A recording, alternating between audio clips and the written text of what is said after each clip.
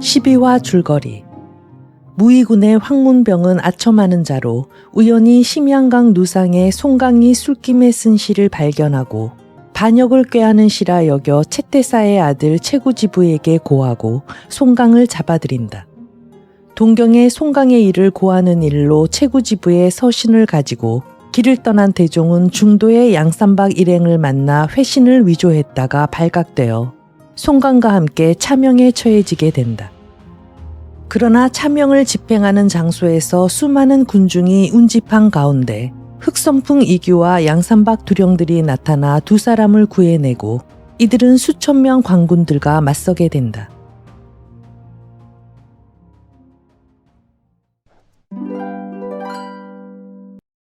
(14) 무의군. 한 차례 순풍으로 어느덧 안변부두에 이르러 일행들이 모두 배에서 내리자 목흥이 곧 그들을 인도하여 장내 당상으로 들어갔다. 안으로부터 목태공이 나와 그들을 영접한다. 모든 사람들과 서로 보기를 마치자 태공은 말하였다. 우선 두령들께서 오죽이나 피곤하시리이까. 우선 객방으로 나가셔서 편히 좀 쉬시지요. 뭇 두령들은 모두 방으로 들어가서 잠시 몸들을 쉬었다. 이날 목흥이 장객들을 지휘하여 황소를 한 마리 잡고 또 양과 돼지, 물고기와 오리 따위도 10여 마리나 잡아서 크게 연석을 배설하니 상위의 온갖 음식들이 심히 풍성하다. 술자리에서 조개는 목태공을 보고 만약 두 분 자제가 배를 내어 구해주지 않았더라면 저희들은 모두 그놈의 손에 잡히고 말았을 것입니다. 한마디 치사하는 인사를 하니 목태공은 묻는다. 그런데 여러분이 어찌하여 강가로들 나오셨소? 이규가 얼른 한마디 한다. 나는 그저 사람 많은 데만 골라서 강변이고 어디고 분간없이 나왔는데 저 사람들이 나만 쫓아온 모양입니다. 자기들이 공연히 나를 쫓아온 게지 내가 따라오라고 그런 건 아니죠. 그 말에 술자리가 한동안 웃음판이 되었는데 문득 송강이 자리에서 몸을 일으켜 뭇 두령들을 돌아보고 말한다. 여러분 호골께서 만약에 이렇듯 구해주시지 않았더라면 이 사람과 대원장은 꼭 죽은 목숨입니다. 오늘 이 은혜는 실로 바다보다도 깊으니 여러분들께 어떻게 보답해야 옳을지를 모르겠습니다. 그러나 다만 한이 되기는 아직도 저의 원수를 갚지 못한 일입니다. 황문병 그놈이 대체 나와 무슨 원수가 있기로 지부를 충동하여 기어코 우리 두 사람의 목숨을 뺏으려 하였는지 참으로 그놈의 배를 가르고 간을 씹어도 시원치 않습니다. 여러분 호골께서들 아주 이번에 저의 원수까지 갚아주시지 않으시겠습니까? 조개가 말한다. 이번에 강주 성내에서 그렇듯 큰 소동을 일으키고 또 연달아 무의군을 가서 친다는 것이 결코 쉬운 일이 아닌 것 같소. 더구나 황문병 그 간사한 도둑놈이 미리 아무 방비가 없겠소. 내 생각에는 바로 산채로 돌아갔다가 다시 크게 인마를 일으키고 또 학고와 공손 두 선생이며 임충 진명까지도 함께 내려와서 원수를 갚기로 하는 것이 좋을까 보오. 그러나 송강은 다시 말하였다. 형님께서는 그렇게 말씀하시지만 한번 산채로 돌아가고 보면 다시 내려오기가 쉽지 않을 것 같습니다. 첫째는 길이 원체 멀고 둘째는 강주에서 필연코 문서를 널리 돌려 각처의 방비가 심히 엄할 것이니 무슨 수로 원수 갚을 생각이나 해보겠습니까? 저희들이 미처 준비가 있기 전에 빨리 서둘러야만 일이 됩니다. 그의 말을 좇아서 화영이 입을 열었다. 형님 말씀이 옳습니다. 그러나 그러려면 우선 그곳 지리부터 우리가 알고 있어야 하겠습니다. 제 생각에는 누구든 사람을 강주 성내로 들여보내서 우선 허실을 탐지하여 오게 하고 또 무의군 드나드는 길을 잘 배워야 할 것이며 황문병 그놈의 집이 어디라는 것까지 확실히 안 다음에 일을 일으키는 것이 옳을 것 같군요. 그의 말이 떨어지자 병대충 서령이 앞으로 나선다. 제가 여러 해 강호를 떠돌아다니느라 무의군은 잘 압니다. 제가 가서 알아보고 오면 어떻겠습니까? 가주시겠소. 그럼 수고를 한번 해주시오. 송강이 허락하여 서령은 곧 강주 소식과 무의군 지리를 확인하러 떠났다. 송강은 여러 두령들과 목태공 장상에서 무의군 칠리를 상의하고 한편 창각활, 활과 화살을 정돈하여 크고 작은 배들을 안배하며 만반의 준비를 다한다. 그러자 서령은 간지 이틀 만에 웬 사람 하나를 데리고 돌아왔다. 이분이 대체 누구시오? 송강이 물으니 서령이 대답한다. 홍도 사람 후건이라고 재봉에는 제1인자랍니다. 또 창봉도 곧잘 쓰지요. 전에 제게 몇 수 배운 일이 있어서 저를 스승으로 대접하는 터에 보시다시피 이 사람이 빛깔이 검고 몸이 가냘픈 데다 퍽 날랭 까닭에 남에게 통비원이란 별명을 듣고 있습니다. 이번에 무의군에 갔다가 우연히 만났는데 바로 이 사람이 황문병의 집에서 요새 일을 해주고 있답니다. 그래서 제가 데리고 왔습니다. 송강은 크게 기뻐 곧 그에게 자리를 주고 일을 함께 의논하기로 한다.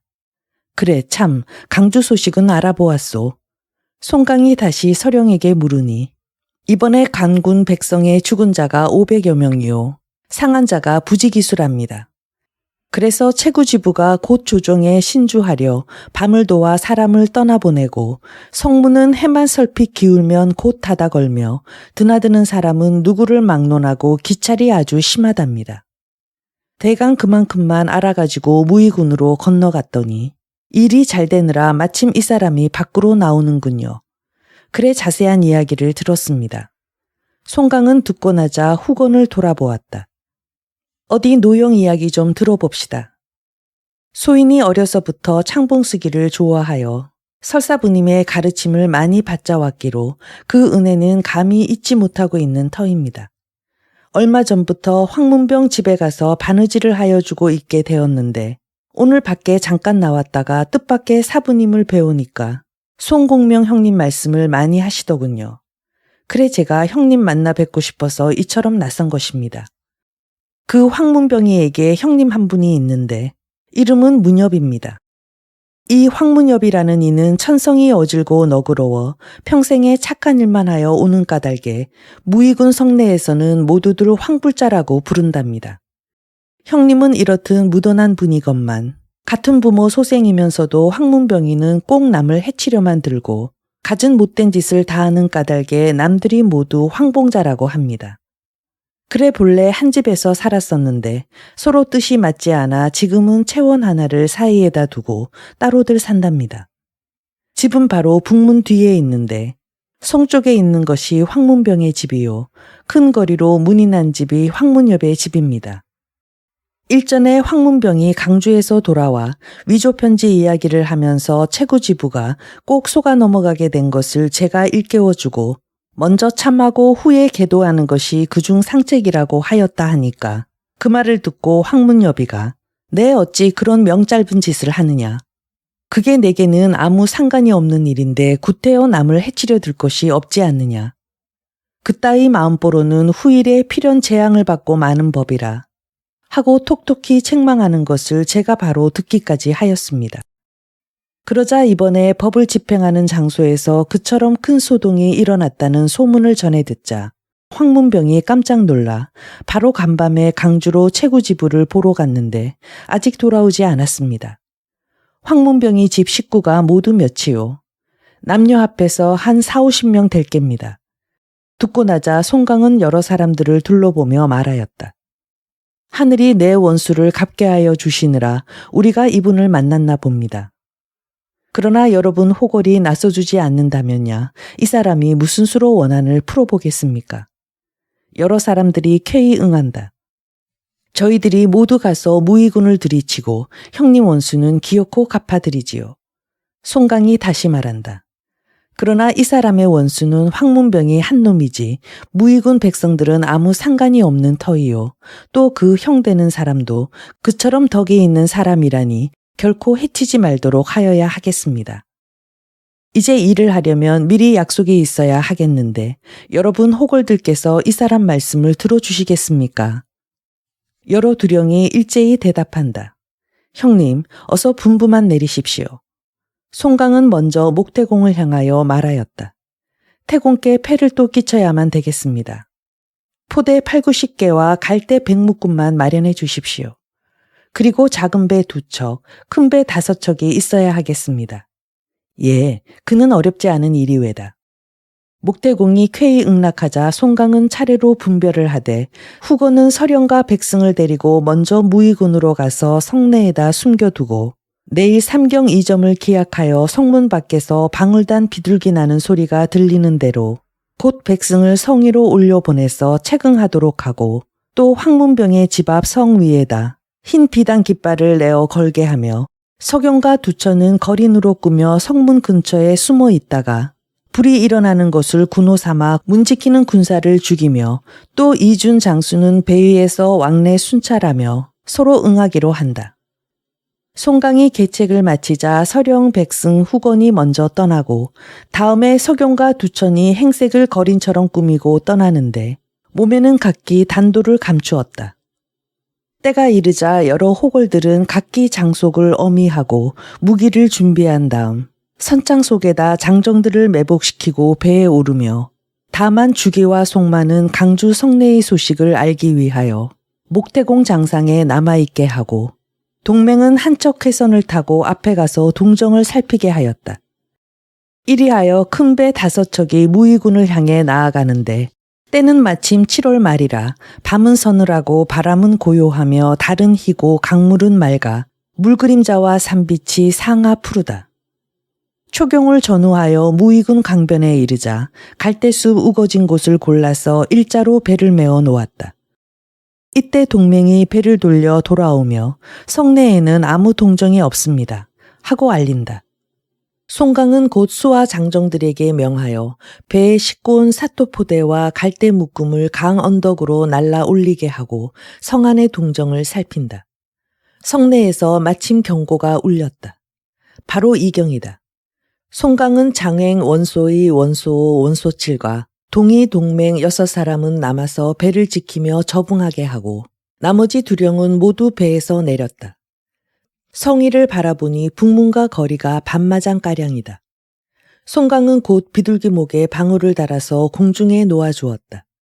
밤하늘에 방울 소리가 들리자 성 위에 장대가 우뚝 서며 그 위에 잡아맨 백호 깃발이 바람에 나부낀다. 이것을 보자 송강은 바로 그 아래에다 포대를 쌓아 성 높이와 같게 하고 졸개를 시켜 갈대 묶음과 기름을 지고 성 위로 오르게 하였다. 올라가 보니 백승이 기다리다가 일러준다. 바로 저것이 황문병이 놈의 집이 올시다. 송강이 물었다. 서령, 후건 2사람은 어디 있소? 백승이 대답한다. 그놈 집에서 형님만 고대하고 있습니다. 서경과 두처는 어디 있는지 아오. 분부대로 성문 근처에 가 숨었는 모양입니다. 듣고 나자 송강은 곧 수하의 무리를 이끌고 성을 내려 바로 황문병의 집 앞으로 갔다. 보니 후건이 저의 방 처마 밑에가 몸을 숨기고 서 있다. 송강은 손짓하여 앞으로 부른 다음 그의 귀에다 대고 가만히 개교를 일러주었다. 후건은 고개를 끄덕이고 우선 가서 가만히 채원문을 열어놓았다. 졸개들이 갈대 묶음과 기름을 집 뒤로 들여다가 척척 쌓아놓는다. 후건은 다시 불씨를 구하여다 서령을 주니 곧 불을 당긴다. 후건은 앞문으로 달려가서 손을 들어 문을 요란스럽게 두드리며 큰 소리로 외쳤다. 뒤편 대간인 댁에 불이 났소. 댁에다가 맡기려고 짐을 날라왔으니 어서 문 좀 여슈. 안에서 그 소리를 듣고 뜰로 나와보니 과연 집 뒤에 화광이 충천이다. 그들은 허둥지둥 뛰어나와 벌컥 대문을 열었다. 대문이 열리자 조개와 송강의 무리는 일제히 아우성치며 안으로 달려들었다. 제각기 손을 놀려 하나를 보면 하나를 죽이고 둘을 보면 한 쌍을 죽인다. 잠깐 동안에 황문병 집안 사람 40~50명을 모조리 죽였으나 정작 황문병은 구경을 못하겠다. 집안을 샅샅이 뒤져보니 황문병이 이제까지 양민들을 괴롭혀 늑탈한 금문보화가 방마다 곳간마다 가득하다. 두령들은 이것을 모조리 수습하여 졸개들을 시켜서 성위로 날라 올리게 하였다. 이때 서경과 두처는 불이 일어나는 것을 보자 각각 칼을 빼어들고 내달아 문 지키는 군사들을 죽였다. 그러자 문득 보니 동네 사람들이 물통과 사다리를 들고 달려와서 연방 불을 끄고 있다. 서경과 두처는 소리쳐 꾸짖었다. 너희가 왜들 나와서 일어나. 우리 양산박 호골 수천 명이 송강과 대종의 원수를 갚으려 이렇듯 와서 황문병이 놈의 집을 도륙내었다. 너희하고는 아무 상관없는 일이니 어서들 집으로 돌아가서 문을 꽉 닫아 걸고 찍소리 말고 엎드려 있거라. 이 말에 대개는 깜짝 놀라서 사다리와 물통을 걷어가지고 허둥지둥 집으로 돌아가는데 그중에는 그 말이 고지 들리지 않아 그대로 서서 구경을 하는 자가 있다. 이때 저편으로부터 병력 같은 소리를 지르며 흑선풍 이규가 쌍도끼를 춤추며 달려온다. 그를 보자 남아있던 무리들도 아이쿠 소리를 지르며 분주히 물통과 사다리를 들고 저희 집으로들 달려가서 다시는 문틈으로도 내다보려 하지 않는다. 그러자 뒷골목으로부터 문 지키는 군사 서너 명이 동네 사람 10여 명을 데리고 달려나왔다. 손에는 마탁과 하구를 들고서 불을 끌어온 것이다. 이것을 보자 화영은 곧 활에 살을 먹여 앞을 서서 오는 자를 향해 깍지손을 떼었다. 그자가 외마디 소리를 지르고 땅에가 쓰러진다. 화영은 큰 소리로 외쳤다. 죽고 싶어 몸살이 난 놈은 와서 불을 꺼라. 나머지 군사와 백성들이 그대로 발길을 돌려 달아난다. 이때 서령은 회에 불을 붙여들고 황문병의 집 안팎으로 뛰어다니며 신이 나서 불을 질렀다. 흑우는 땅에 서리고 홍염은 하늘에 난다. 광풍은 서로 도와 화려하게 단정한 집이 순식간에 없어지고 불길은 하늘에 뻗쳐 크나큰 집도 사라진다. 당시에 서경두천이 문 지키는 군사를 죽이자 이규가 도끼를 휘둘러 철새를 끊고 성문을 활짝 열어놓으니 절반은 성을 넘어 나가고 절반은 성문으로 나간다. 강변에 남아있던 장행의 무리들이 곧 내달아 접응한다. 원래 무의군의 군민 백성들은 전날 양산박 호걸들이 강주 성내로 들어가서 법장을 들이치고 사람을 수없이 죽인 것을 알고 있었으므로 감히 나와서 그들의 뒤를 쫓아보려는 자가 없다. 이로 인하여 송강의 무리는 빼앗은 재물을 배 위에 나누어 싣고 유유히 목태공 장상으로 돌아갔다. 다만 황문병이를 죽이지 못한 것이 한이 될 뿐이다. 이때 강주성에서 무의군에 불이 크게 일어난 것을 보고 별의별 소문이 다 돌아 인심이 흉흉한데 황문병은 마침 주하에 들어와 채구지부와 일을 의논하다가 이 소문을 전해 듣고 무의군에 화재가 일어났다 하오니 소인은 곧 집으로 돌아가 보아야 하겠습니다. 지부를 보고 작별을 고하니 채구지부는 사람을 시켜 곧 성문을 열어주게 하고 또 한 척 관선을 내어 그를 태워서 강을 건네주게 한다. 황문병은 깊이 살해하고 물러나와 종인을 데리고 곧 배에 올랐다. 노지를 빨리하여 무의군을 향해 나아가며 바라보니 불기운이 어찌나 맹렬한지 물에까지 비치어 강위가 그대로 시뻘겋다. 사공이 말한다. 불은 북문 안에서 나타나 봅니다. 황문병이 그 말에 마음이 더욱 황황하여 하며 노지를 재촉하여 거의 강 한복판에 이르렀을 때다. 작은 배 한 척이 강위를 저편으로 사라지더니 다시 한 척이 저편으로부터 나타나 이편 관선을 향해 바로 들이받을 듯이 달려든다. 종인이 소리를 가다듬어 꾸짖었다. 웬 배가 이렇게 함부로 달려드느냐. 소리가 떨어지자 뱃머리에 앉아있던 사나이가 일어서는데 기골이 장대하고 손에는 갈고리를 들고 있다. 지금 강주로 불난 소식을 알리러 가는 배요. 그 말을 듣자 황문병은 뱃머리로 나서며 황망히 물었다. 불이 어디서 났소? 그 사나이가 대답한다. 북문안 황통판 집에 양산박 도적대가 쳐들어와서 집안 식구들을 도륙을 내고 재물을 깡그리 훔쳐낸 다음에 불을 질러서 지금 한창 타는 중이요. 황문병이 발을 동동 구르며 에구 이를 어쩌나 한마디 외치자 그 사나이는 손에 들고 있던 새갈고리를 날려 이편배를 끌어당긴다. 황문병은 원체 눈치가 빠른 사람이라 이 광경을 보자 그는 곧 고물 쪽으로 달려가서 몸을 날려 물속으로 뛰어들었다. 그러나 뛰어들자마자 물속에 한 사나이가 있다가 곧 그의 덜미와 허리춤을 잡아서 도로 배 위로 올리니 물속에 있던 사람은 곧 낭리백도 장순이요. 갈고리를 들고 배를 몰고 나온 사람은 흑강용 이준이다. 두 사람이 굵은 밧줄로 황문병을 결박 지어 놓자 사공은 그저 무릎을 꿇고 엎드려 제발 살려달라고 빈다. 이준이 한마디 하였다. 황문병이 놈만 잡으면 그만이지 구태여 너희들까지 죽이려는 게 아니다. 돌아가거든 채구지부놈 보고 단단히 일러주어라. 우리 양산박 호걸들이 아직은 제놈의 머리를 맡겨두는 터이니 요 다음에 가지러 오거든 선선히 내어놓으라고. 말을 마치자 이준과 장수는 황문병을 저의 배로 옮겨다 싣고 바로 목태공 장상을 향해 돌아갔다.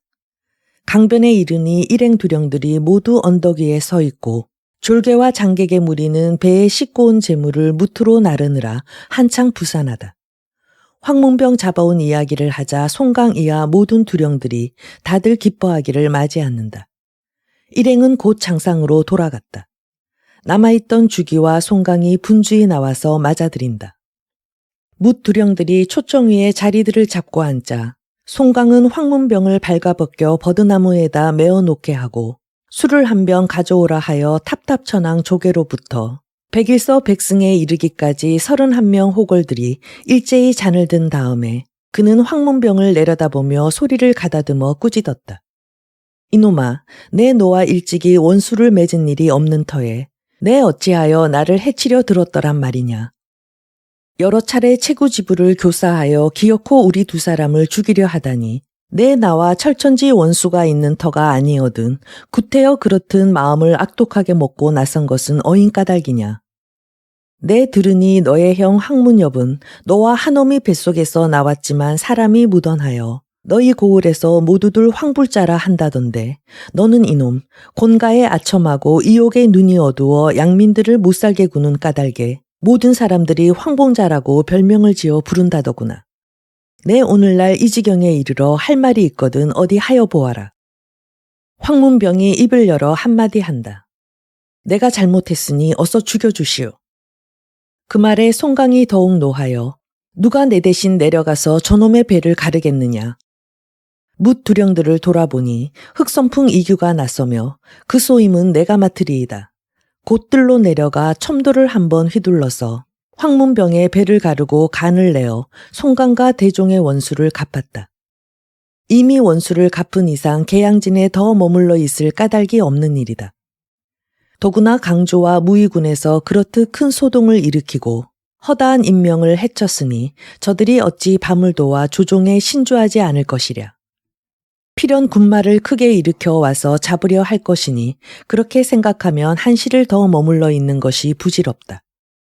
송강의 무리는 마침내 조계 이하 양산박의 뭇 두령을 따라서 함께 산채로 올라가기로 정하고 먼저 주기와 송만을 떠나보내 이 일을 산채에 알리게 한 다음 일행을 5부대로 나누어 28명 두령이 수하의 무리를 거느리고 길을 떠나는데 황문병의 집에서 뺏어온 금은도 적지 않거니와 목흥은 이번 길에서 아주 목태공을 위시하여 식구들을 모조리 데리고 가는 터라 그들도 타야 하고 금은보아도 실어야 하고 하는 까닭에 수레가 10여 채나 되었다.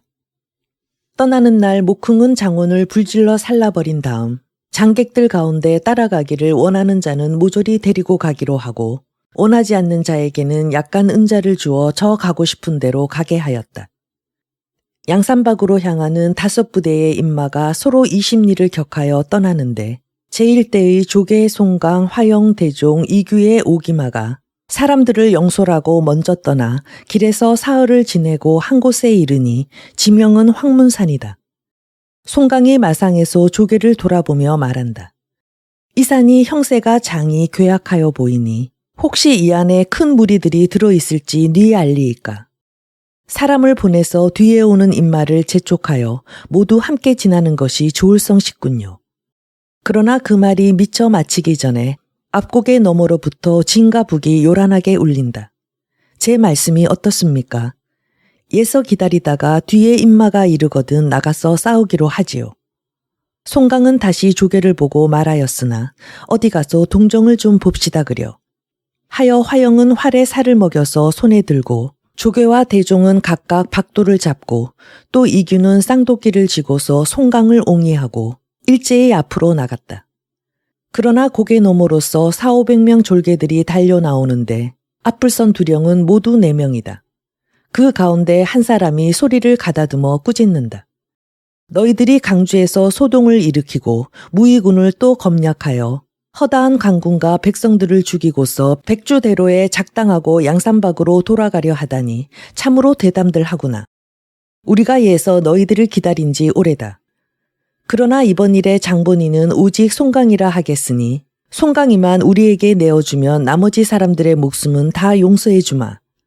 송강이 이 말을 듣자 곧 말에서 내려 땅에 무릎을 꿇고 호소한다. 제가 송강이 올시다. 죄 없이 남의 모함을 받아 속절없이 죽게 된 몸이 요행 여러 호걸들 덕분에 이렇게 살아나온 길입니다. 부디 저를 가엾이 생각하시어 용서하여 주시오. 그가 이렇듯 빌자 그들 네 사람은 일제히 말에서 뛰어내려 손에 든 병장기를 내버리고 앞으로 달려나와 땅에가 엎드려서 말한다. 저희 네 사람이 본래 산동의 급시우 송강 함자를 듣자 온 지 오래나 배울 길이 없었습니다.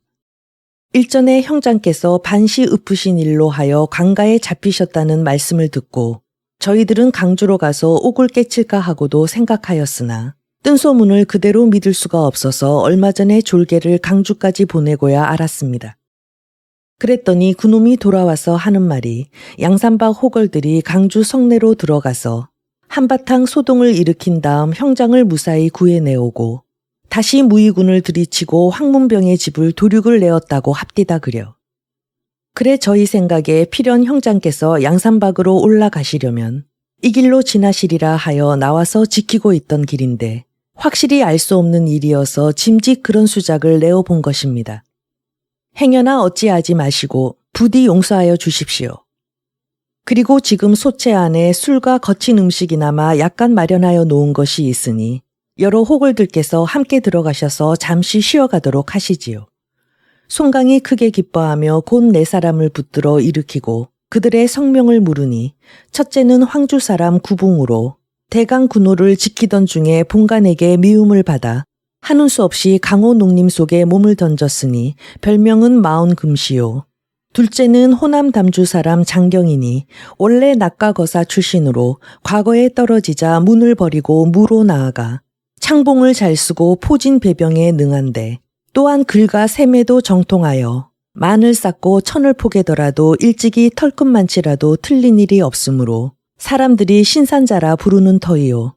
셋째는 남경 건강태생 마린으로 원래 아무 생업에도 종사하지 않고 놀며 지내던 사람인데 한자로 대곤도를 잘 써서 100여 명쯤으로는 그를 당해내지 못하며 또한 쌍철피리를 잘 부는 까닭에 철적선이라 별명을 듣던 터이요. 넷째는 도조왕이라고 광주 사람이니 장가 전호 출신으로 기력이 남보다 뛰어나며 한자로 촐초를 잘 쓰고 또 창법과 검술에도 능하여 그래서 사람들은 그를 구미구라고 부르는 것이다.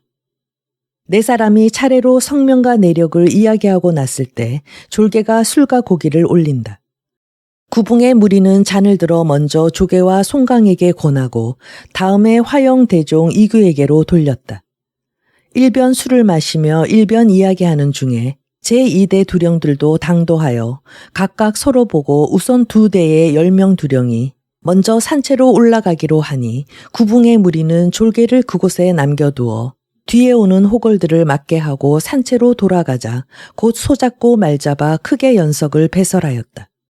술자리를 벌인 지 반일이 못되어 뒤에 떨어진 3대의 18명 두령도 모두 이르렀다. 이날은 취의청에서 모두들 취하도록 마시고 그 자리에서 황문산패 4사람도 함께 양산박에 입당하기로 결정이 되어 이튿날 산채 안에 그문을 모조리 수습하여 수레에 싣고 산채에는 불을 지른 다음 그들은 제6대가 되어 길에 올랐다. 15. 구천현녀. 한편 양산박에서는 조개가 뭇 두령들을 거느리고 산에서 내려간 뒤 오용 공손승 임충 진명과 새로 들어온 소양 김대견 도합 6명 두령들이 산채를 지키고 있더니 주기와 송만이 한 걸음 먼저 돌아와서 일행의 소식을 전한다. 오용은 곧 작은 두목들을 주기주점으로 내어보내서 그들을 영접하게 하였다. 마침내 일행이 모두 이르렀다. 북치고 피리 부는 가운데 여러 호걸이 각기 마교를 타고 산으로 올라가니 오용의 무리 6명은 관 아래까지 내려와서 술을 들고 일행을 취의청 위로 인도한다. 조개가 먼저 송강을 청하여 첫째 교위에 앉게 하니 송강이 사양하여 말한다. 형님, 그게 무슨 말씀이십니까? 원래 이곳 주인은 형님이신데 만약 이러신다면 저는 이곳에 머물러 있지 못하겠습니다. 아우님이야말로 그게 무슨 말씀이요. 당초에 아우님이 우리 7사람의 위태롭던 목숨을 구하여 이곳으로 보내주지 않았던들 우리가 어찌 오늘날이 있었겠소. 아우님은 곧 이 산채의 은인이니 아우님 말고 이 자리에 앉을 사람이 누가 있겠소. 송강이 사양한다. 형님, 연세를 가지고 따지더라도 형님이 제게 10년 위이시니 어찌 제가 외람되이 첫째 자리를 앉겠습니까? 이리하여 조계가 제1위, 송강이 제2위, 오용이 제3위, 공손승이 제4위, 네 사람의 자리가 정하여지자 송강이 나서서 다음은 공로가 많고 적은 것을 가릴 것 없이 전부터 계시던 두령들은 왼편에 앉으시고 새로 들어오신 두령들은 오른편에 앉기로 하십시다. 하니 여러 사람들이 다 좋다고 한다. 이리하여 좌편 일대에는 임충, 유당, 원소이, 원소오, 원소칠, 두천, 송만, 주기, 백승 9두령이 앉고 우편 일대에는 나이를 따져 서로 추천하여 화영, 진명, 황신, 대종, 이규, 이준, 목쿵, 장횡, 장순, 연순, 여방, 곽성, 소양, 왕령, 서령, 김대견, 목춘, 이립, 구붕, 장경, 동이, 동맹, 마린, 서경, 후건, 정천수, 도종왕 27두령이 자리를 잡으니 양산박 두령이 조계 이하로 도합 40명이다. 크게 연회를 베풀고 크게 취하며 즐기는 중에 송강은 강주의 최구지부가 요사스런 말을 날조한 이야기를 들어서 여러 사람들에게 말한다. 황문병이 그놈이 제게는 아무 관련이 없는 일을 가지고 지부 면전에서 그 요원이 이 송강에게 마쳤다고 참소를 하였소그려. 모국 인가목이라 나라를 어지럽히는 자는 관머리 아래 나무목을 하였으니 곧 송나라 송자요. 도병 점수공이라 난리를 일으키는 자는 삼수변에 장인공을 하였으니 곧 물강자라. 그러니 바로 송강에 마치지 않았느냐. 또 나중 두 구절은 종행 36의 파란 제산동이라. 송강이 산동 땅에서 모반한다는 말이라고 그러는구려. 그래 지부가 그 말을 고지 듣고 나를 잡아 가두었던 것인데 대원장이 가지고 온 채경의 회신이 또 위조한 것이라 황문병이 지부를 충동하여 기어코 우리를 죽이려 들었으니 만약에 여러분이 그처럼 구하여 주시지 않았더면 우리는 속절없이 죽고 말았지 어떻게 이 자리에서 이런 이야기를 할 수가 있었겠소. 송강의 긴 사설이 겨우 끝나자 이규가 자리에서 벌떡 일어서며 정말 형님이 그 요원이라나 못에 들어맞췄다면 좋은 수가 하나 있소. 제기랄 두었다 볼 거 뭐 있소. 조계 형님은 대왕제가 되시고 송강 형님은 소왕제가 되시고 오선생은 승상, 공손도사는 국사, 우리들은 모두 장군이 되어 가지고서 그대로 동경으로 쳐들어가 빌어먹을 임금님 자리를 뺏어서 한번 잘 살아봅시다 그려.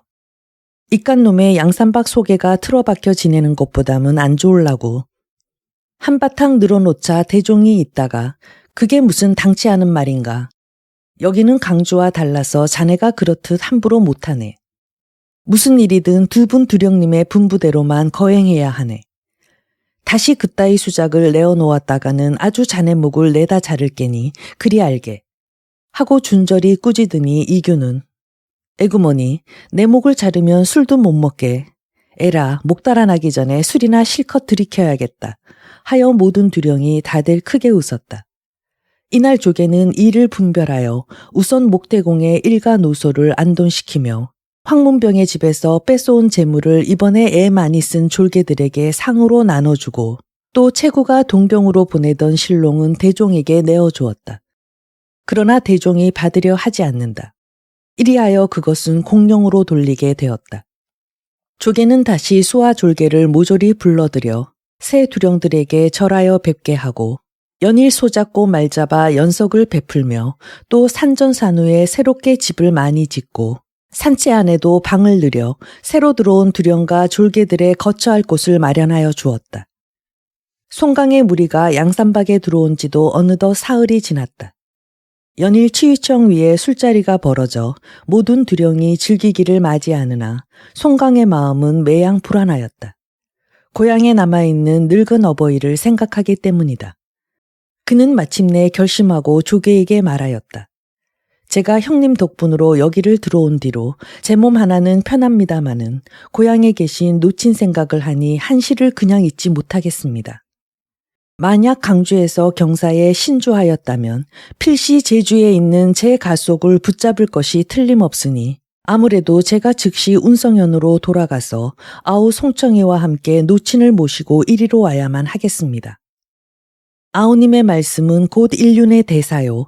우리만 예서 편히 지내고 춘부장 어른을 고생을 하시게 해드렸어야 말이 되겠소. 그러나 다만 여러 두령들이 그간 연일 고생하고 체중의 입마도 아직 정돈하지 못하였으니 한 이틀 더 쉬고 다시 모두들 내려가서 춘부장 어른을 모셔오도록 합시다. 그러나 송강은 듣지 않는다. 이틀이고 사흘이고 쉬는 것이야 무관하겠지요. 그러나 강주에서 제주로 이동하여 집안 식구들이 관차 손에 잡힐 것을 생각하면 한시를 지체할 수가 없습니다. 그뿐 아니라 만약에 많은 인마가 움직이고 보면 고을 안에 소문이 쫙 퍼져서 도리어 안 되겠고 제가 혼자 가서 아무도 모르게 가친을 모시고 올라오는 것이 제일 좋겠습니다. 혼자 나섰다가 혹시 길 위에서 일이나 당하면 어쩌려고 그러오. 가친을 모시러 가는 길입니다. 설사 죽는 수가 있다기로 무엇이 한이 되겠습니까? 다른 두령들도 제삼 만류하였으나 송강은 듣지 않고 머리에 전립을 쓰고 손에 단봉 들고 허리에 요도를 차고 즉시 산을 내려갔다. 금사탄에서 배를 타고 나루를 건너 큰 길로 나서서 바로 운성현을 향해 걸음을 재촉한다. 노상에서 시장하면 밥을 사 먹고 목마르면 물 마시며 밤에는 객점에 들어 쉬고 새벽에는 부지런히 길을 걸어 송강은 마침내 송가천에 이르렀다. 아직 해가 있을 때다. 그는 숲속으로 들어가서 해를 지우고 아주 밤이 깊었어야 나와서 장상 뒷문으로 들어갔다. 가만히 문을 두드리니 안에서 송총이 나와 문을 연다. 그러나 형이 돌아온 것을 보자 그는 소스라치게 놀라 황망히 묻는다. 형님, 집에는 못하러 오셨습니까? 못하러 오다니. 아버님을 모셔가려고 왔지. 형님은 모르십니다 그려. 형님이 강주서 일 저지르신 것이 예까지 소문이 쫙 퍼져서 고을에서는 조도두 형제를 내보내 우리 식구는 도무지 문 밖에 한 걸음도 못 나가게 하고 반나주로 100명 200명의 토병들이 순찰을 돌며 이제 강주서 문서가 넘어오는 대로 아버님하고 저를 잡아다 옥에 가두고 다음에 형님을 잡을 작정이랍니다. 어서 양산박으로 가셔서 여러 두령을 청하여다 아버님을 모셔가도록 하십시오. 송강은 듣고 나자 깜짝 놀라 집안에는 감히 들어가 보지도 못하고 곧 몸을 돌이켜 다시 양산박을 향하여 그곳을 떠났다. 이때 달빛이 몽롱하여 길이 분명하지 않다. 송강은 큰 길을 버리고 지름길로 들어서서 한식경이나 더듬어 나갔다. 그러자 갑자기 뒤에서 사람들의 아우성치는 소리가 바람을 타고 들려온다. 송강이 고개를 돌려 바라보니 두어마장 떨어진 곳에 한때 사람이 횃불을 밝혀들고 쫓아오며 이놈 송강아, 내 어딜 도망가느냐 하고 저마다 외친다. 송강은 일변 달리며 일변 속으로 뉘우친다. 조개가 그처럼이나 말리는 것을 듣지 않고 나섰다가 그의 이변을 당하는구나. 부디 황천은 어여삐 여기시고 송강의 목숨을 구해 줍소서. 한창 달리는 중에 구름이 언뜻 걷히고 달빛이 명랑하다. 낮같이 밝은 달빛 아래 송강은 비로소 사면을 자세히 둘러보고 이걸 어쩌나 내가 그만 길을 잘못 들었구나. 발을 구르며 한탄을 하나 이제 와서 어찌하는 도리가 없다. 그곳은 어딘고 하니 지명이 환도촌. 주위를 삥 둘러 고산 줄령인데 산 아래로는 한 줄기 시내가 흐르고 중간에 작은 길 하나가 통하니 왼편으로 들어와 바른편 막다른 데까지 가서는 도로 돌아 나오는 밖에 달리는 또 길이 없는 곳이다. 송강이 도로 나가려 하여 고개를 돌려 바라보니 뒤쫓는 무리가 이미 동구밖까지 와 있다. 송강은 번연히 빠져나갈 길이 없는 줄 알면서도 그대로 촌중으로 달려 들어간다. 몸 숨길 곳을 찾아서 촌안을 이리저리 휘돌다가 송강은 숲속에 고묘 하나가 서 있는 것을 보자 앞뒤 생각 없이 문을 밀치고 들어섰다. 전전후전을 한 차례 돌아보고 송강은 더욱 황황하다. 퇴락할 대로 퇴락한 고묘 안에 도무지 몸을 숨길 만한 구석이 없는 것이다. 그러자 밖에 인기척이 나더니 누가 소리를 지른다. 그놈이 정녕 이 안에 숨었다. 들어가 찾아보자. 정녕 도두 조능의 음성이다. 송강은 황급하여 다시 한번 묘안을 둘러보다가 정각 위에 신주가 눈에 띄자 곧 휘장을 들치고 들어가서 그 안에 납작 엎드리고 그는 숨도 크게 못 쉰다. 그러자 횃불을 들고 토병의 무리가 묘안으로 들어선다. 송강이 신주 안에 몸을 숨기고 가만히 내어다보니 조능 조득 두 도두가 토병 40~50명을 데리고 들어와서 묘안을 구석구석 횃불을 비춰가며 자세히 살펴보고 나더니 마침내 정각 위로 올라온다. 송강은 간이 콩알만하다. 이젠 꼭 죽었구나. 엎드려 비나이다. 천지신명이 비호하소서. 그러나 수십 명 토병이 저마다 그 앞을 건성으로 지날 뿐이요. 누구라 하나 휘장을 들추고 신주 안을 살펴보려는 자가 없다. 송강이 가슴을 쓰다듬어 내리며 천행이로군. 그나마 천행이로군. 속으로 중얼거릴 때 문득 발소리가 앞에 와서 멈추며 도두 조두기가 휘장을 들치고 횃불을 쑥 내민다. 이번에는 꼭 잡혔구나. 송강은 한동안 숨이 막히는데 조둑은 갑자기 손에 든 횃불을 마룻바닥에 떨어뜨리고 눈을 비빈다. 휘장을 걷어치울 때 공교롭게도 먼지가 떨어진다는 것이 눈으로 들어간 것이다. 조둑은 횃불을 발로 밟아 꺼버리고 밖으로 나가서 토병들을 보고 묻는다. 이 안에 꼭 숨은 줄 알았더니 아니로구나. 대체 이놈이 어딜 갔을까? 토병들이 대답한다. 그놈이 아마 숲속으로 깊이 들어간 게죠. 하지만 가면 제가 어딜 갑니까? 얘가 환도촌이랍니다. 우리가 들어온 동구방만 꼭 지키고 있으면 제놈이 날개가 돋쳤더라도 이곳은 못 빠져나갑니다. 지금 어두운데 고생할 것 없이 나가서 동구를 지키고 있다가 날이 밝거든 다시 찾아보기로 하시죠. 그 말에 조능과 조득이가 참 그러는 게 좋겠다 하고 토병을 데리고 묘문 밖으로 나간다. 이 모두가 신명이 호호하여 주시는 덕택이오이다. 이번에 제가 목숨만 보존하게 된다 하오면 후에 반드시 묘우를 중수하옵고 초당을 재건하겠나이다. 송강이 속으로 은근히 축수하는데 그것이 미처 끝나기 전에 토병 하나가 묘문 앞에서 짓거리는 소리가 들려온다. 이놈이 그래도 이 안에 숨어 있지 않을까요? 두 도두가 저만치 가다가 발길을 돌려 문 앞으로 돌아오며 묻는다. 어째서? 토병이 말한다. 도두 어른, 여길 좀 보십시오. 묘문 위에가 손자국이 이렇게 있지 않습니까? 그놈이 문을 밀치고 들어갈 때 낸 자국이 분명합니다. 조능이 그 말을 듣고 따는 내 말이 옳다. 그럼 다시 들어가서 어디 한번 자세히 찾아보자. 하여 다시 40~50명의 무리가 묘안으로 몰려 들어온다. 이젠 갈 데 없이 붙잡혔구나. 송강은 다 죽었다. 그들은 앞뒤로 돌아다니며 이구석 저구석 2번씩 3번씩 살펴본다. 그러나 아무리 보아도 없다. 이제는 정각 위에 신주안만 남았을 뿐이다. 조능이 조둑을 보고 말한다.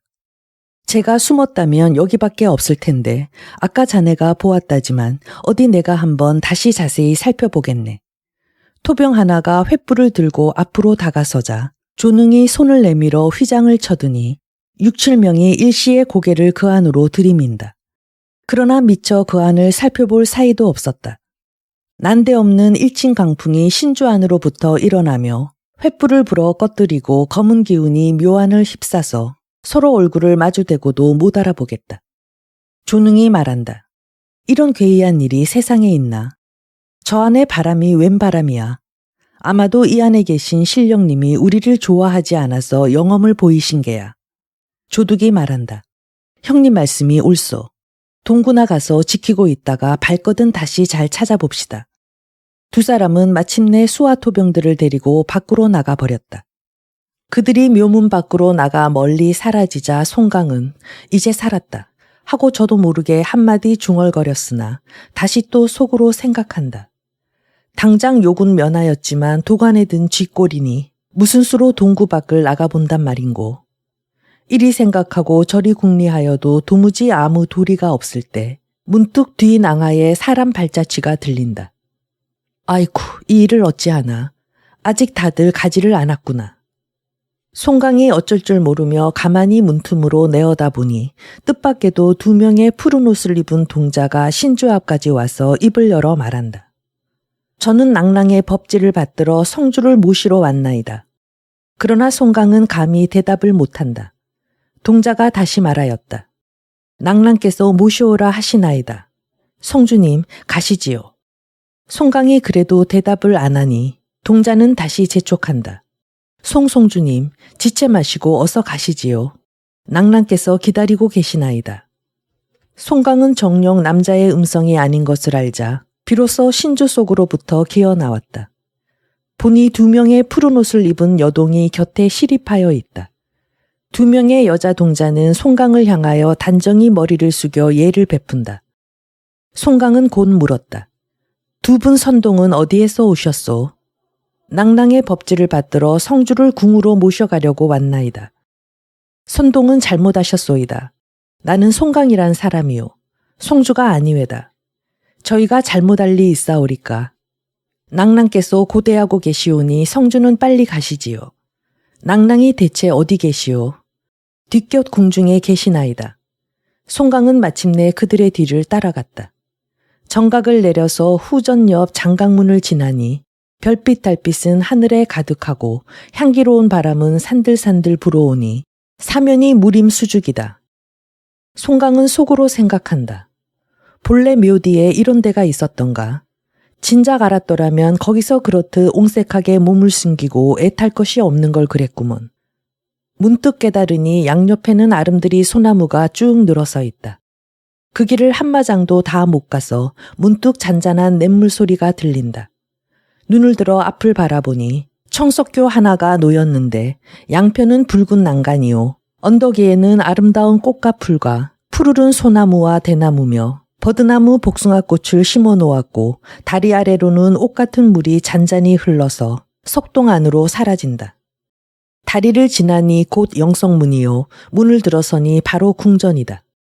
붉은 대문과 푸르른 기와 기둥에 새겨진 나는 용은 명주를 희롱하고 분분한 버드나무와 꽃이 우거지고 푸른 누대에는 담담한 상스러운 빛과 그림자가 서린다.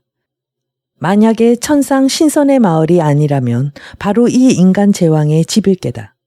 송강이 마음에 놀랍고 두려워 감히 앞으로 나가지 못하니 동자가 다시 재촉한다. 성주님 어서 들어가시지요. 따라서 들어가니 계단이 있고 양쪽 복도가 다 붉은 기둥인데 모두 수렴을 걸어 놓았다. 동자를 따라서 송강은 계단을 한 걸음 한 걸음 오르니 전상 계단 앞에 또 몇 명의 청이 요동이 있어 성주님, 낭랑께서 어서 올라오라 분부시오 한다. 송강이 송구스러운 마음으로 마침내 대전 위에 오르니 동자가 방 안으로 들어가서 아랜다. 송송주를 청하여 왔나이다. 송강은 주렴 앞 계단 앞에 이르러 2번 절하고 땅에 엎드렸다. 주렴 안에서 아름다운 목소리가 들린다. 성주에게 자리를 주라. 4명 여동들이 송강을 부축하여 자리 위에 앉힌다. 송강이 황송하여 하기를 맞이 않으며 자리에 앉자 낭랑은 발을 걷어 올리게 하고 송주는 별내 무양하오. 송강은 몸을 일으켜 다시 2번 절하고 아뢰었다. 신은 서민이오라 감히 우러러 뵙지 못하겠나이다. 낭랑이 말한다. 송주가 이미 이곳에 이르렀으니 구태여 예절만 차리려 마오. 송강이 비로소 머리를 들어 전상을 바라보니 용과 봉황을 새긴 등불이 휘황한 중에 청이 요동은 양편에 늘어서서 호를 들고 귤을 받들며 부채를 들어 시종하는데 한가운데 칠보 구룡상 위에 낭랑이 앉아 계시다. 성주에게 술을 주라. 양편에 늘어선 청이 요동이 병을 들어 옥배에 술을 따르니 한 요동이 잔을 받들어 송강에게 권한다. 송강이 구태여 사양하지 않고 받아서 마시매 참으로 감노라. 향기가 입안에 가득하다. 또 여동 하나가 쟁반에 과일을 받들어 그에게 권한다. 송강은 행여나 낭랑 앞에 체면을 잃을까 두려워하여 한 개를 집어서 먹고 쉬는 손바닥에 받았다. 여동이 다시 한 잔을 권하여 송강이 또 받아 마시니 한 잔 더 권하여라 하고 낭랑이 법지를 내린다. 송강이 마침내 3잔의 선주를 마시고 곧 술기운이 올라옴을 느끼겠다. 혹시나 체면을 잃는 일이 있을까 두려워하여 송강은 다시 2번 절하고 신이 주량을 이기지 못하오니 바라옵건대 낭랑의 용서함을 비옵니다. 전상에 법지가 있어 이미 성주가 술을 못 먹겠다니 더 권하지 말고 세 권의 천서를 가져다 성주에게 내리라. 청이 요동이 병풍 뒤로 들어가더니 노란 비단 보자기에 싼 세 권의 천서를 옥반에 받쳐서 들고 나와 송강에게 전한다. 송강이 보니 길이가 5치에 넓이가 3치요 두께가 3치다. 감히 그 앞에서 펴보지 못하고 2번 절하여 공손히 받아서 소매 속에 넣으니 낭낭이 다시 말하기를 성주에게 세 권의 천서를 전하는 터이니 성주는 하늘을 대신하여 도를 행하되 충성과 의를 다하고 보고간민하며 사악함을 물리치고 바른대로 돌아가도록 힘쓰오. 옥황상제께서 성주의 도행이 그저 온전치 않음으로 인하여 잠시 세상에 내치신 터이나 머지않아 상계로 다시 불러올리실 것이요. 부디 털끝만치라도 나태하지 마오. 만약 다른 날 죄를 짓고 지옥에 떨어진다면 나도 또한 성주를 구해낼 도리가 없는 게요. 이 세 권 천서를 숙지하오.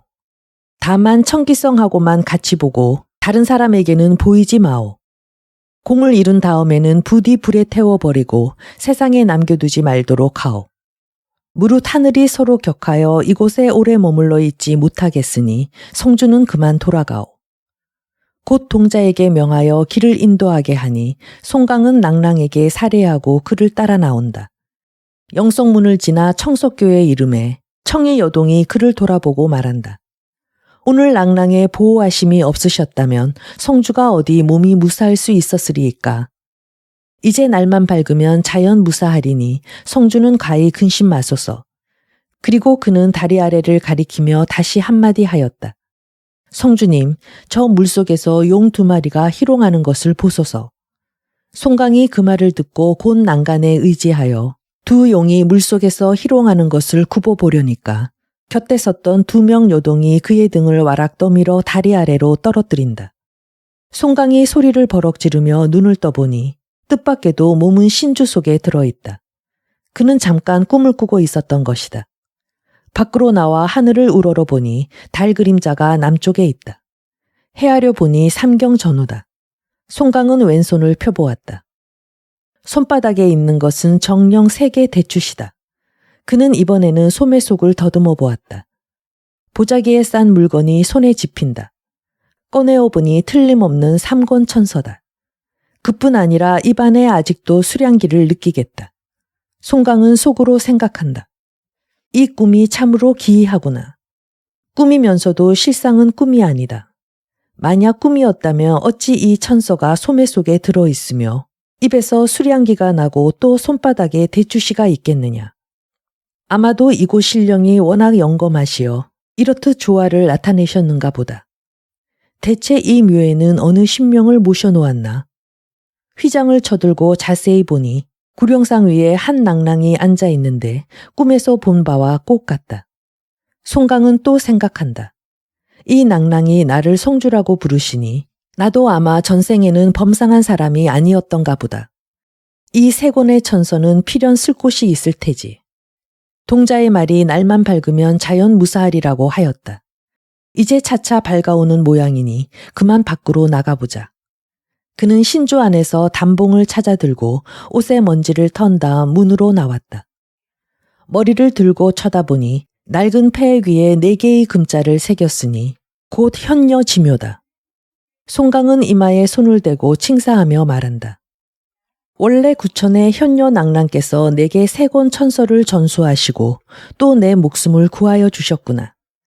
내 만약 다시 목숨을 구하게 된다면 반드시 이곳에 와서 묘를 중수하고 전정을 재건하겠다. 감사하기를 마치자 그는 동구 밖을 향하여 걸음을 옮겼다. 그러나 얼마 가지 못하여 문득 멀리 동구 밖으로부터 함성이 들려온다. 아이고, 이거 안 되겠다. 송강은 급히 좌우를 둘러보고 길가에 서 있는 큰 나무 뒤로 가서 몸을 숨겼다. 그가 겨우 몸을 숨길까 말까 하여 토병들 한때가 한데 몰려 헐떡거리며 달려오는데 죽을 상이 되어 입으로 한결같이 중얼거리는 소리가 어휴, 하느님 살려줍쇼. 송강이 나무 뒤에 숨어서 이 모습을 보고 원 괴이한 일도 다 많다. 이놈들이 대체 누구에게 쫓겨서 이렇게 허겁지겁들 하노. 속으로 의아하여 하기를 마지 않을 때 아이쿠 이제 다 죽었다. 또 누가 뛰어오르며 중얼거리는 소리가 들려 돌아다 보니 곧 도두 조득이다. 이게 대체 웬일일까?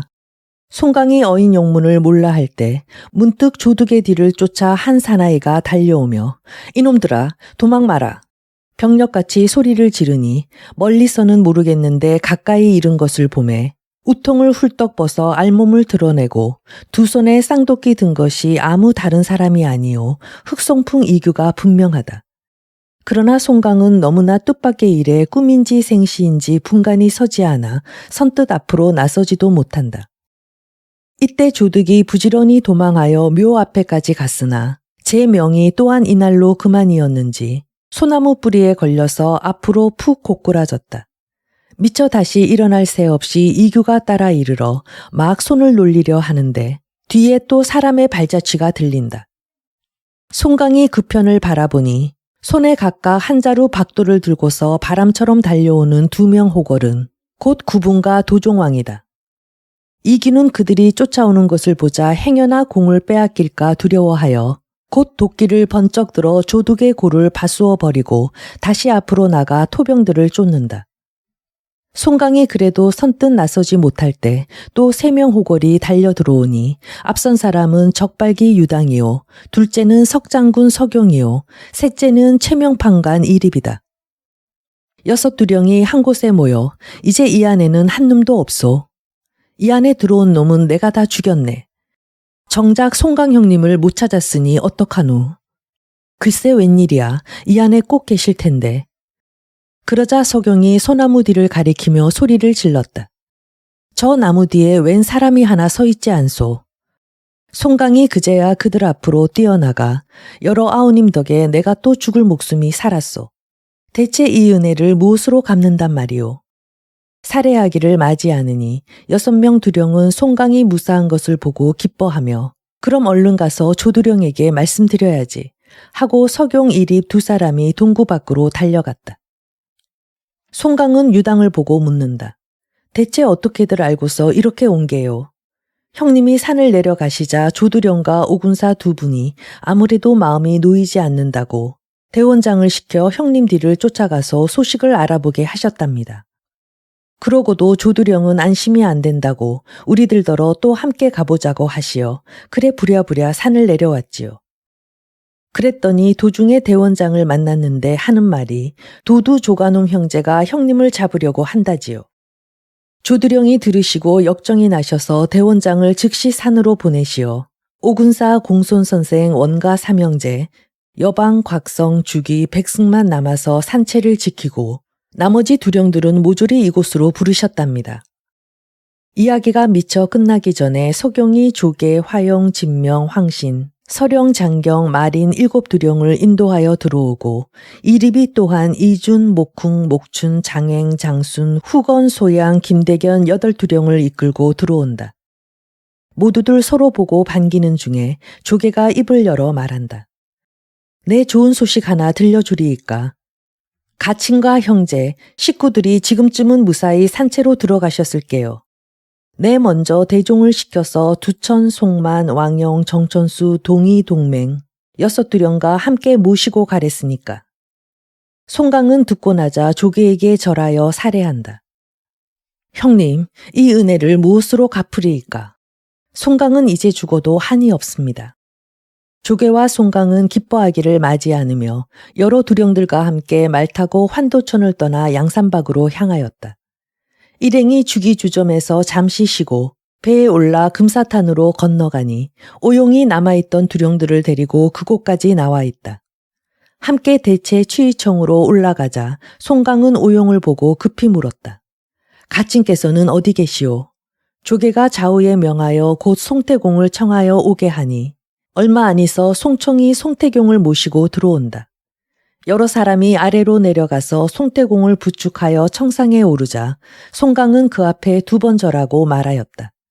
아버님, 얼마나 놀라셨습니까? 이 불효자식의 죄를 용서하여 주십시오. 다시 아우 송청을 향하여 오늘날 우리 형제가 이렇듯 한 곳에 모여 아버님을 모시게 된 것도 이 모두 여러 두령께서 힘써주신 덕분이다. 내 감사 말씀을 드려라. 하여 송청이 여러 두령에게 절하여 살해하니 조개는 또한 뭇 두령과 함께 송태공에게 절하여 뵙고 곧 소잡고 말잡아 크게 연석을 베풀고 송강 부자가 들어옴을 할애하였다.